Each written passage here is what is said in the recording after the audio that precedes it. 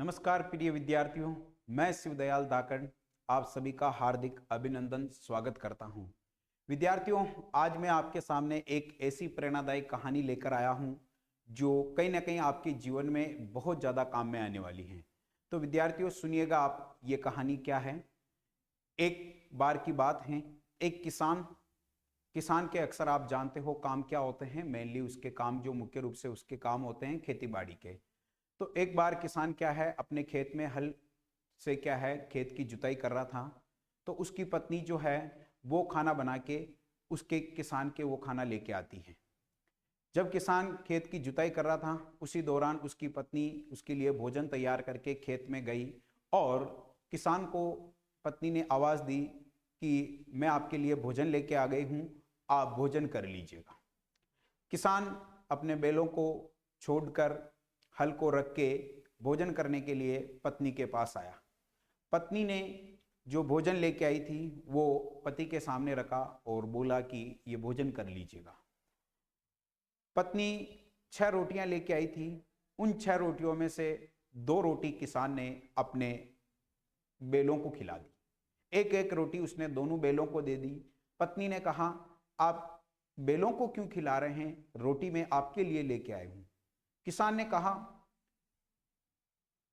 बैल की वजह से ही हमें खाना मिल रहा है, इन बैलों की वजह से हमें खाना मिल रहा है क्योंकि ये हमारे जुताई कार्यों में हमारी मदद करते हैं।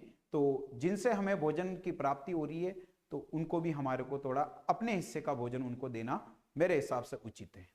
पत्नी ने कहा ठीक है चलो।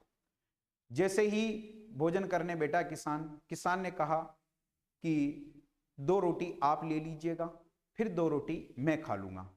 पत्नी ने कहा नहीं नहीं, रोटी मैं आपके लिए लेके आई हूं, आप मेहनत करते हो, ये रोटी आपके लिए ही है।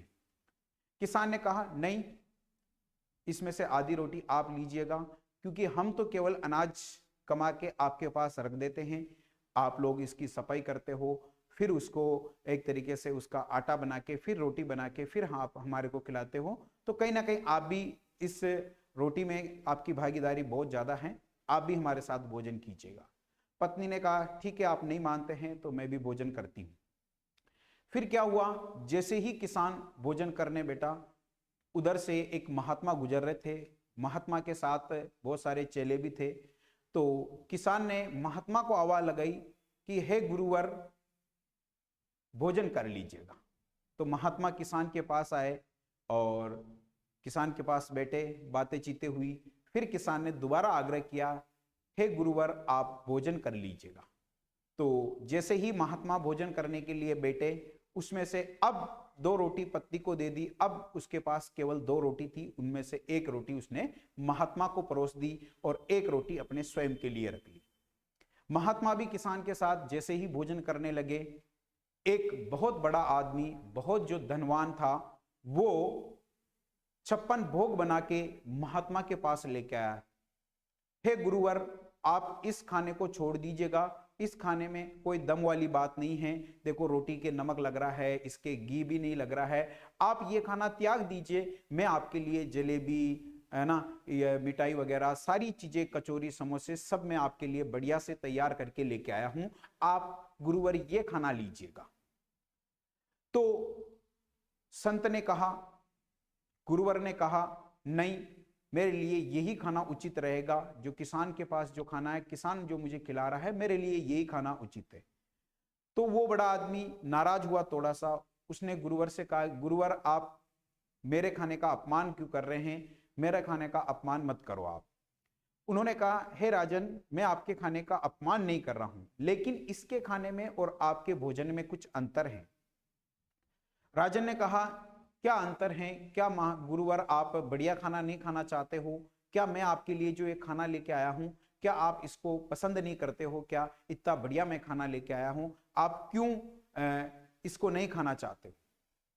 तो उन्होंने कहा ऐसी कोई बात नहीं है, लेकिन किसान का खाना मेरे लिए उचित रहेगा। राजन ने जानने का इच्छुक था राजा, तो उसने कहा मुझे जानना है क्योंकि आप क्यों मेरा खाना नहीं खा रहे। तो राजन जानने के लिए जिद पे अड़ गया। तो फिर महात्मा ने एक हाथ में किसान की रोटी ली और एक हाथ में जो वो 56 भोग बना के लाया था, पूड़ियां कचौरी वगैरह वगैरह, एक हाथ में वो लिया। गुरुवर ने, संत ने दोनों हाथ में रोटी ले रखी थी, एक में किसान की थी, एक में राजा की थी। अब किसान ने क्या है, दोनों हाथों में जो रोटी थी उसको बड़े दम के साथ उनको निचोड़ा, पूरी ताकत लगा के निचोड़ा। तो किसान की जो हाथ, जिस हाथ में किसान की रोटी थी, जब उसको निचोड़ा गया तो उस हाथ की रोटी से वहां से दूध की धारा प्रवाहित हुई। और दूसरा हाथ जो था उसमें राजा के 56 भोग थे, जब उसको निचोड़ा गया तो उसमें से खून की धारा प्रवाहित हुई। वहां बैठे सभी लोग चौंक गए कि ये क्या घटना हुई। फिर संत ने बताया कि देखो राजा, जिस रोटी के निचोड़ने पर दूध की धारा प्रवाहित हो रही है वो खून पसीने की कमाई है, वो मेहनत की कमाई है, इसलिए इसमें से दूध प्रवाहित हो। और तुमने जो 56 भोग बनाया है और इसको जब हमने निचोड़ा तो खून की धारा प्रवाहित हो रही है, इसका मतलब यह है कि आपने जो धन कमाया है वो भ्रष्टाचार से, लोगों को लूट कर, चोरी से, बेईमानी से, लोगों को सताकर आपने कमाया है। इसलिए आपकी रोटी को जब हमने निचोड़ा तो उन लोगों का जो खून आपने चूसा है उसकी धारा प्रवाहित हुई। इसलिए राजा, मैं आपका भोजन नहीं करना उचित समझता हूं। विद्यार्थियों, यह कहानी हमें यही शिक्षा देती है कि हमें हमारी मेहनत के बलबूते आगे बढ़ना है, अपनी भलाई के लिए लोगों का दुरुपयोग नहीं करना है। हमें यह कहानी दूसरी शिक्षा यह देती है कि हमें हमारे स्वार्थ के लिए किसी के दूसरे को, हमारे को नहीं सताना चाहिए।